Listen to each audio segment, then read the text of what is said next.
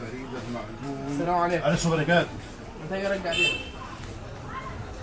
رجع ايه؟ عاوز ارجع دي. مالك؟ بتموت النمل وما موتتش الصراصير والله. ازاي دي؟ جربتها ما موتتش الصراصير. بس لحظه بس بلا انت خلي اللي يعني انا خلينا مجنون. موت النمل وموت الصراصير ازاي؟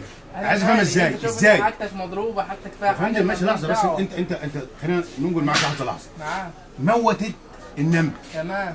ايه اللي خليها بقى ما تموتش الصراصير؟ انا الله اعلم بقى. انت هي مرسوم عليها اهي ما موتتش الصراصير. انا موتت النمل بس ما موتتش الصراصير. يعني انا همسك لك مسدس لحظه بس. لا بس يا فندم همسك لك مسدس راح اموتك في الصراصير. انا مالي بقى. انت شوف شركتك انت فيها حاجه ولا ايه؟ دي يا فندم بتعمل ايه؟ تمسكها كده شوف الابواب عشان يبقى التركيز بيبقى من تحت تقعد ترج فيها شويه. شفت الجربه بتاع زمان اللي في البلد زي الجربه بالظبط. رجها مرتين ثلاثه هتموت لك.